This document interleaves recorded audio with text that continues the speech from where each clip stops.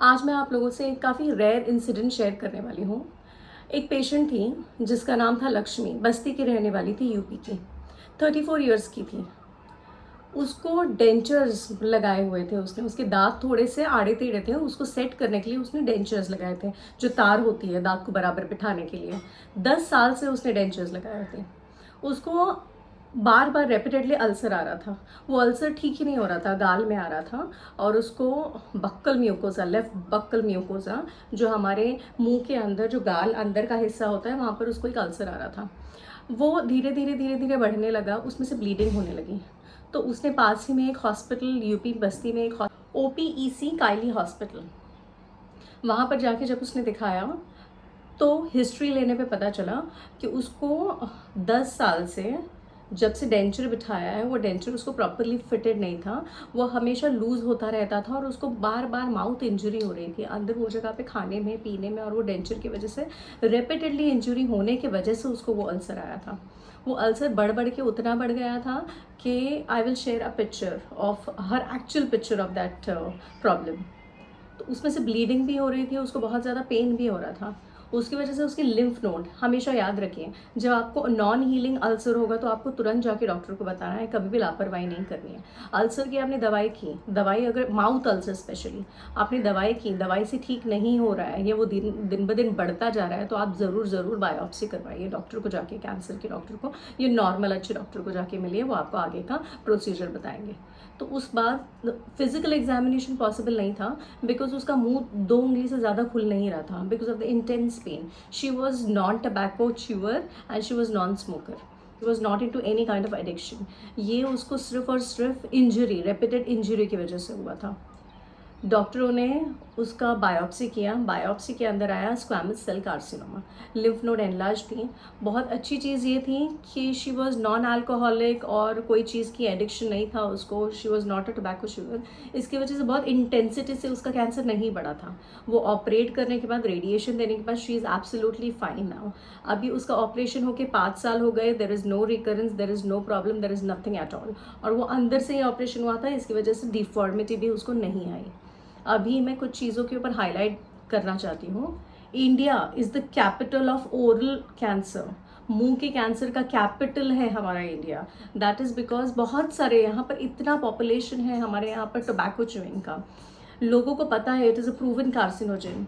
Nicotine is a proven carcinogen. Tobacco जो chew करते हैं उसकी वजह से भी कैंसर होता है। स्मोक जो करते हैं तो वो सिर्फ मुंह में ही नहीं, आपके लंग्स में भी जाता है। तो you can also get mouth cancer, you can get throat cancer, and you can also get lung cancer.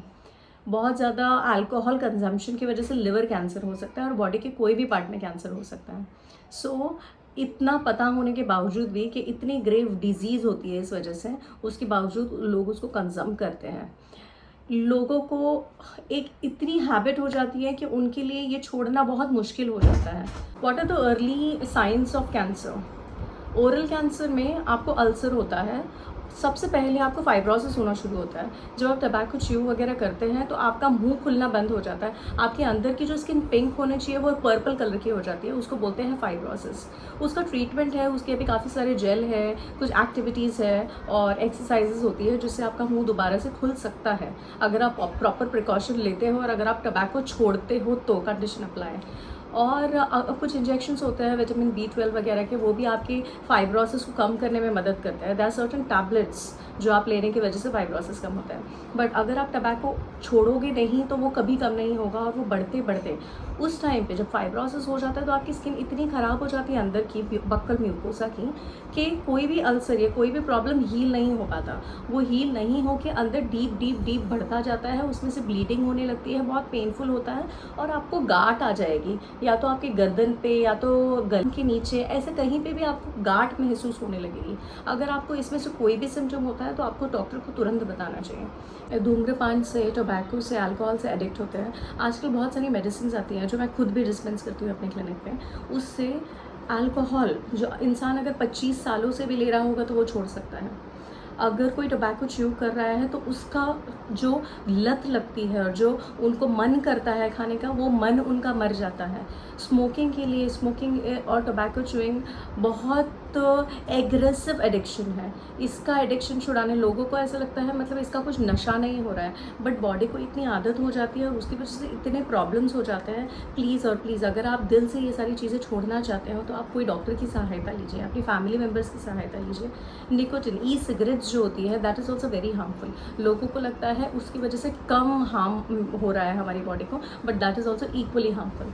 तो आपको ये सारी चीज़ों से दूर रहना है। अगर आपको कोई भी सिम्टम दिखता है ब्लीडिंग का, अल्सर का, नॉन हीलिंग अल्सर या लिम्फ नोड आपकी अगर कहीं पे गांठ हो जाती है तो आपको जल्दी से जल्दी डॉक्टर को दिखाना है।